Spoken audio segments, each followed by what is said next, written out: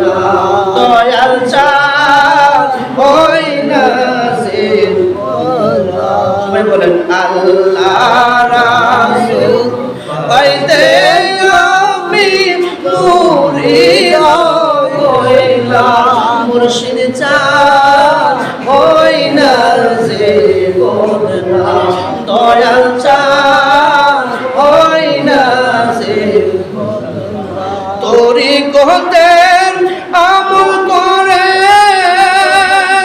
কত বায়ু দিল উপরে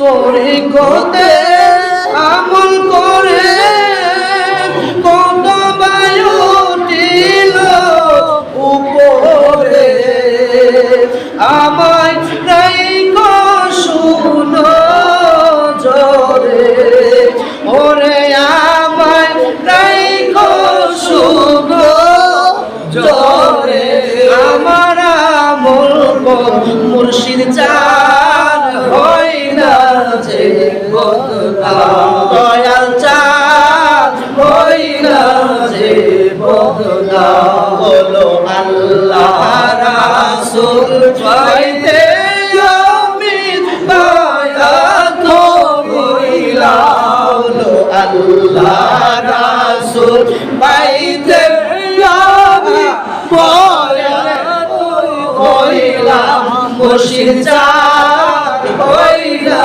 যে বদনাম মুর্শিদ চাঁদ হইলা যে বদনাম তুমি যেদিন যাবে চলে আমাকে যেও না ফেলে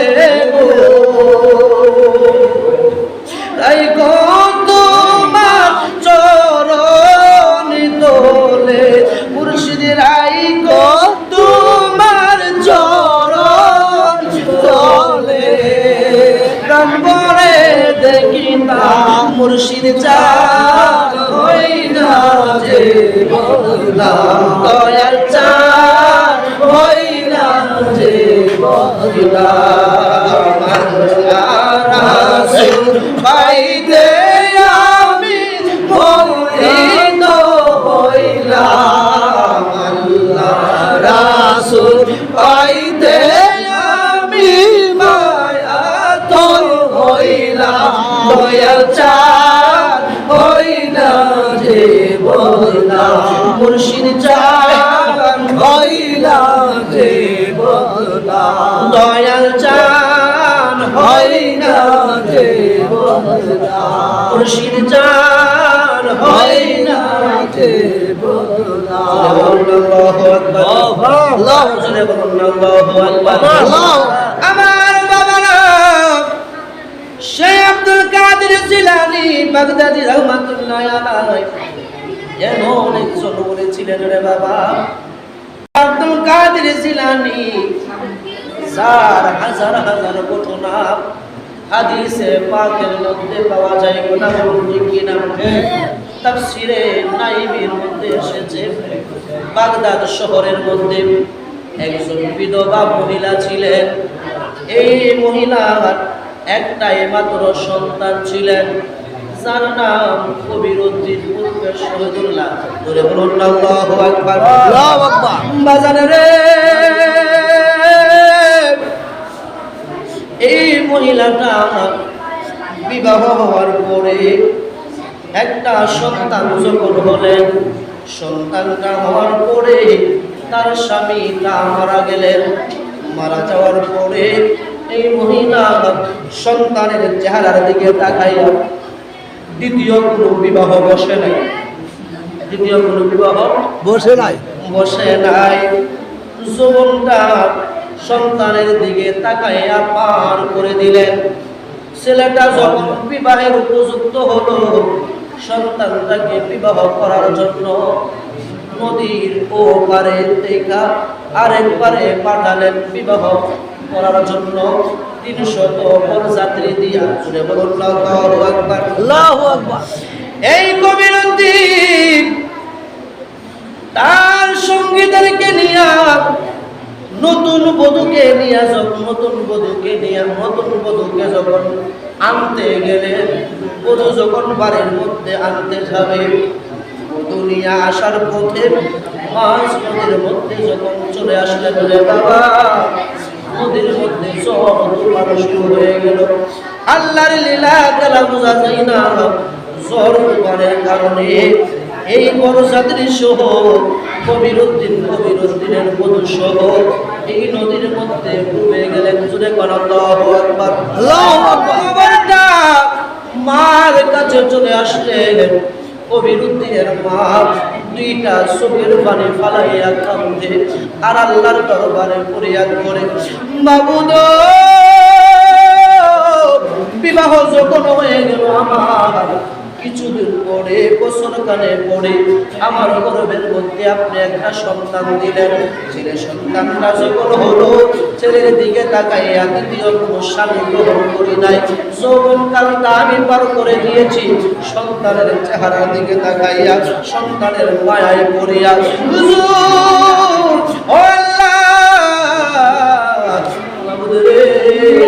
আমার স্বামীটাকে তুমি আমার যুবক বয়সে তুমি কেড়ে দিলা। এখন বয়সটা যখন বৃদ্ধর দিকে চলে আসলো, সন্তানের বইয়ের সেবা পাওয়ার জন্য, সন্তানের বইয়ের খেদমত পাওয়ার জন্য, সন্তানটাকে বিবাহ করার জন্য নদীর পারে পাঠাইলাম। বউ নিয়ে আসার পর নদীর মধ্যে তার নৌকাটা ডুবাইয়া তুমি তাকেও কেড়ে নিলা, তার বধূকেও কেড়ে নিলা রে আল্লাহ। এইভাবে মহিলাটা কাঁদতেছে, কাঁদতে কাঁদতে এবার মহিলা একদিন দুই দিন কান্নাকাটি করার পরে এইভাবে বছর 2 বছর, এইভাবে যখন 12টা বছর পার হইয়া গেল, মা দুঃখিনী সন্তান হারা ব্যথা নিয়ে কাঁদে। বাজারে রে যাদের মা দুনিয়াতে আছে, ওই মা দুঃখিনীর সন্তান যদি মারা যায়, ওই মা দুঃখিনী 2-1 দিন পরে পরে কান্নাকাটি করে। কথা বলুন ঠিক কিনা? আরো জোরে বলুন ঠিক কিনা? কেন কান্নাকাটি করে জানেন নি? মা দুঃখিনী ডাক দিয়া বলে, হে আমার গ্রামবাসী আত্মীয় স্বজনেরা, এই সন্তানটাকে আমি পেটের মধ্যে নিয়ে অনেক কষ্ট করেছি, ভালো করে পেটের মধ্যে নিয়ে খাইতে পারি নাই। সন্তানটা যখন আমার গর্ভে ছিল, আমি ইচ্ছা করলেই ভালো করে ঘুমাইতে পারি নাই। কত যন্ত্রণা, কত কষ্ট আমি সহ্য করেছি। আজকে এই সন্তানটা আমার পালাইয়া চইলা গেছে। আম্মা যখন এই সন্তানটার কথা মনে হয়ে যায়, চোখের পানি কুড়াল করে রাখতে পারি না। কথা বলছি না? এমন দুঃখিনী মা অনেকেরই অন্ধকার কবরে আছে না নাই? আছে। আরো জোরে বলুন, আছে না নাই? আছে। বাবা অন্ধকার কবরে আছে না নাই? আছে। আমার আল্লাহ বলে, বান্দা যাদের মা বাবা দুনিয়া ছেড়ে অন্ধকার কবর দেশে চলে গিয়েছে, মাদের মা বাবার কথা স্মরণ কইরা কোন মাহফিলের মধ্যে বৈশা, কোন এক মজলিসের মধ্যে বৈশা, ওই মা বাবার আগুনটা অন্তরের মধ্যে নিয়ে যদি রে চোখের 2টা পানি ছাড়তে পারো, চোখের পানি গুলা নাকের আগা আসার আগে আগে আমার আল্লাহ মা বাবার কবরের আযাব মাফ করে দেন। জোরে জোরে বলুন আল্লাহু আকবার, জোরে বলুন আল্লাহু আকবার। এই দুঃখিনী মা আইরে আমায় করেছে লালো, করেছে লালো। বলুন আল্লাহু আকবার, আল্লাহু আকবার। আরো জোরে বলুন না ইয়া রাসূলুল্লাহ, ইয়া রাসূলুল্লাহ। এই মহিলা 12টা বছর পরে নদীর মধ্যে যখন কলসি ঘুরাইতে গেলেন, নদীর পানি দিয়া মহিলা গোসল করে গোরের কাজ কর্ম করে পাকশাক করে 12টা বছর পর যখন নদীর মধ্যে কলসি ডুবাইল, সাথে সাথে সন্তানের কথা মনে হয়ে আইরে হায় এই নদীর মধ্যে তো আমার সন্তান ডুবছে, আমার সন্তানের বউ ডুবছে। শুধু তারাই ডুবে নাই, তার সাথে যে প্রজাতি গিয়েছিল তারাও এই নদীর মধ্যে ডুবে মারা গেছে। সন্তানের কথা যখন মায়ের মনে হয়ে গেল, মা দুঃখিনী সন্তানের কলকাতা নিয়ে নদীর পারে বৈশা বৈশা কাঁদতেছে আর চোখের পারে বানাইতেছে। বাজারে রে ওই দিক দিয়া আমার গাউসে পাক আব্দুল কাদের জিলানী বাগদাদি রাহমাতুল্লাহি আলাইহি হেঁটে হেঁটে যাচ্ছেন। হঠাৎ করে তাকাইয়া দেখে একজন মহিলা কলসি হাতের মধ্যে নিয়া কলসি নদীর মধ্যে বানাইয়া নদীর পাড়ে বসে বসে কাঁদতেছে। গাউসে পাক আব্দুল কাদের জিলানী বাগদাদি রাহমাতুল্লাহি আলাইহি আস্তে আস্তে করে মহিলাটার কাছে গেলেন, যায় ডাক দিয়া বলে, মা ও মা, আপনার কি হয়েছে? আপনি কেন কাঁদতেছেন? কারণ কি? মহিলাটা পিছনের দিকে তাকাইলেন, তাকাইয়া দেখতেছে একটা 9 থেকে 10 বছরের একটা বাচ্চা দেখা যায়। মহিলাটা কোনো জবাব না দিয়া বাচ্চাদের আবারও কাঁদতে আরম্ভ করলেন। কান্দায় কিছুক্ষণ কান্দার উপরে আবার গাউসে পাক আবার মহিলাটাকে ডাক দিয়া বলে, ও মা, আপনি কেন কাঁদেন গো? আপনি কেন আপনি কাঁদতেছেন? আপনার মনের মধ্যে কি ব্যথা, আপনার মনের মধ্যে কি কষ্ট আমার কাছে বলেন না। মহিলাটা আবারও পিছনের দিকে তাকাইলেন, তাকাইয়া দেখতেছে পূর্বের বাচ্চার মতনই দেখা যায়। এবার মহিলা আবারও কাঁদতে আরম্ভ করলেন। 3 বার যখন আমার গাউসে পাক আব্দুল কাদের জিলানী ডাক দিয়া বলতেছে, মা ও মা, আপনি কেন নদীর পারে বৈশা বৈশা এমন ভাবে কান্নাকাটি করতেছেন? আমার কাছে খুলে বলেন না, আমি একটু জানতে চাই। মহিলাটা ডাক দিয়া বলে, বাবা রে, তুমি একটা ছোট মানুষ, তোমার কাছে বললে কি হবে? তুমি শুই না করবা কি?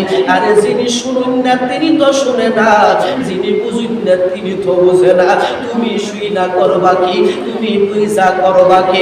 বাচ্চাটা ডাক দিয়া বলে, মা ও মা, আরে বুঝা শোনা তো পরের কথা, আমার কাছে খুলে বলো না তুমি কেন কাঁদতেছ? এমন তো হতে পারে আমি তোমার কোনো উপকারে আসতে পারি। জোরে করলো মহিলাটা ডাক দিয়া বলে, বাবা তোমার নাম কি?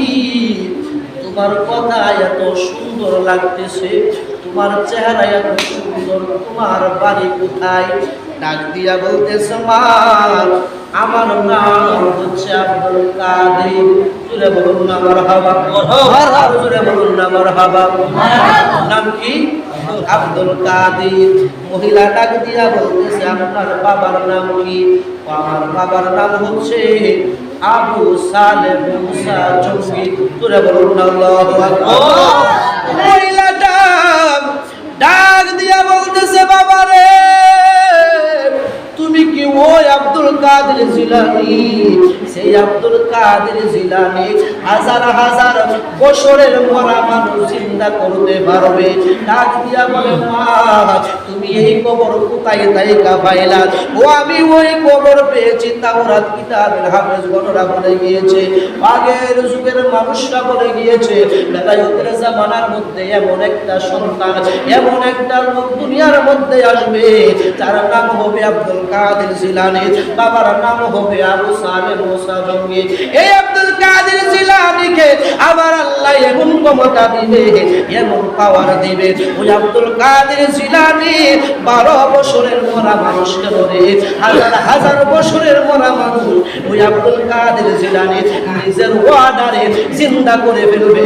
জোরে জোরে বলুন আল্লাহু আকবার। ডাক দিয়ে বলতেছে, বাবা তুমি যদি ওই আব্দুল কাদের জিলানী হইয়া থাকো, তাহলে আমার ঘটনা তুমি শুনো। বলতেছে মা তাহলে আপনি বলেন। ও বাবা, আমার বিবাহের পরে কয়েক বছর পরে আমার আল্লাহ আমার একটা সন্তান দিলেন। সন্তানটা যখন দুনিয়ার মধ্যে আসলো, আমার আল্লাহ আমার স্বামীটাকে কেড়ে নিলেন। আমি দ্বিতীয় কোনো স্বামী গ্রহণ করি নাই, দ্বিতীয় কোনো বিবাহ বসি নাই। আমি আমার জীবনকালটা আমার সন্তানের ভালোবাসায়, আমার সন্তানের দিকে তাকাইয়া পার করে দিয়েছি। বাবারে, সন্তানটা যখন বিবাহের উপযুক্ত হলো, সন্তানটা যখন বিবাহের উপযুক্ত হয়ে গেল, সন্তানটাকে বিবাহ করার জন্য কিছু লোক দিয়া আমি এই নদীর ওই পারে পাঠাইছিলাম। আমার পুত্র অবিরুদ্ধি বধূ নিয়ে আসার পথে এই নদীর মধ্যে দুই ভাই মারা গেছে।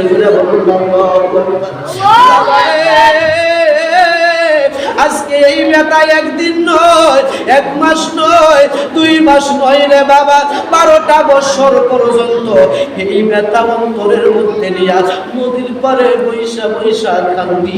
দুনিয়ার কোনো মানুষ আমারে জিগায় না আমি কেন কান্দি রে বাবা। ও বাবা, তুমি যদি ওই আব্দুল কাদের জিলানী হইয়া থাকো, আমার সন্তানটারে তুমি ফিরাইয়া দাও। তোমার কাছে আমি কোনো কিছু চাইব না। করে গোলাম নয় বলে মা, আপনি যা বলেছেন সত্যি বলেছেন। আমি ওই আব্দুল কাদের জিলানী। মারে মা, আপনি আমার সামনে থেকে একটু সরে যান, আমাকে নামাজ পড়ার সুযোগ করে দেন। হুজুর গাউসে পাক আব্দুল কাদের জিলানী বাগদাদী রাহমাতুল্লাহ আলাইহি নামাজের মধ্যে দাঁড়াইয়া গেলেন, রুকু করলেন, সিজদার মধ্যে যাইয়া আমার আল্লাহকে ডাক দিয়া বলে, আল্লাহ ও দয়াল আল্লাহ, এই মহিলাটা আর কত কাল কানবো রে। 1 বছর নয়, 2 বছর নয়, মহিলাটা বলেছে আমি আব্দুল কাদের জিলানী শুনেছি 1 বছর নয়, 2 বছর নয়, একাধারে সন্তান হারা বেটা নিয়া 12টা বছর পর্যন্ত ওই নদীর পারে বৈশা বৈশা কাঁদতেছে। আল্লাহ গো, তুমি আল্লাহর কি দয়া লাগে না? তুমি আল্লাহর কি মায়া লাগে না? আমার আল্লাহ ডাক দিয়া বলে, আব্দুল কাদের রে, তুমি কি বলতে চাও? আমার আল্লাহ ডাক দিয়া বলে, আব্দুল কাদের তুমি কি বলতে চাও? আমার আব্দুল কাদের জিলানী বলে, আল্লাহ আমি কি বলতে চাই আপনি কি জানেন না? আল্লাহু আকবার। আমার আল্লাহ জানেনি? জানে। আর জোরে বলেন জানেনি? জানে। তারপরেও জিজ্ঞাসা করেন, আব্দুল কাদের তোমার জবানে বলো না, আমি শুনতে চাই। আব্দুল কাদের জিলানী বলে, আল্লাহ আমার জবানে যদি শুনতে চান তাহলে কিন্তু ওই মহিলার সন্তান ফিরাইয়া দিতে হবে। আমার আল্লাহ ডাক দিয়া বলে, আব্দুল কাদের আজকে 1 দিন নয়, 2 দিন নয়, 1 মাস নয়, 12 বছর পূর্বে মারা গেছে সন্তান। তার সাথে সব মরে বলে বসে পানির সাথে মিশে গেছে। জোরে কোন আল্লাহু আকবার। আল্লাহু আকবার। এটা আমি কেমনে জিন্দা করব? আব্দুল কাদের জিলানী ডাক দিয়া বলতেছে, আল্লাহ আপনি ইচ্ছা করলে তো সবই পারেন। আমার আল্লাহ বলে, আব্দুল কাদের তুমি তো ঠিকই বলেছো, আমি আল্লাহ ইচ্ছা করলে সব পারি, কিন্তু এই কাজটা আমি করতে পারবো না। এবার আব্দুল কাদের জিলানী বলে, ইচ্ছা করলে যদি আপনি সব পারেন, এই কাজটাও কেন আপনি করতে পারবেন না? আমি আব্দুল কাদের জিলানী চাই ওই মহিলার সন্তানটা আপনি ফিরাইয়া দেন। আব্দুল কাদের জিলানী বলে, আল্লাহ বলতে লাগলেন, না রে না, এই সন্তানটাকে ফিরাইয়া দেওয়া যাবে না। এইভাবে আব্দুল কাদের বলে দেন, আমার আল্লাহ বলে না দেওয়া যাবে না। আব্দুল কাদের জিলানী বলে দেন, আমার আল্লাহ বলে না দেওয়া যাবে না। এক পর্যায়ে আব্দুল কাদের জিলানী ডাক দিয়া বলতেছে, বাবু রে, ও মাহমুদ আপনি যদি দিতেই না পারেন তাহলে আপনার কাছে একটা ফরিয়াদ জানাইয়া দেই, আমি আব্দুল কাদের জিলানী কিছুক্ষণ পরে বাগদাদ শহরের মধ্যে যাব। বাগদাদ শহরের মধ্যে যাইয়া হাজার হাজার মানুষদের সামনে ওয়াজ করব। আমার আল্লাহ বলে কি ওয়াজ করবা? ও কি ওয়াজটা যে করব আপনাকে এখন শুনাইয়া যাইতেছি। ও হাজার হাজার মানুষের সামনে যাইয়া আমি আব্দুল কাদের জিলানী ওয়াজ করব। ও আল্লাহর বান্দা বান্দিরা, তোমরা যে আল্লাহর ইবাদত করতেছো, বندگی করতেছো, আর করিও না। মানুষ যখন জিগাইব কেন করতাম না, তখন আমি আব্দুল কাদের কি বলবো জানেননি? আমার আল্লাহ বলে আব্দুল কাদের কি বলবা?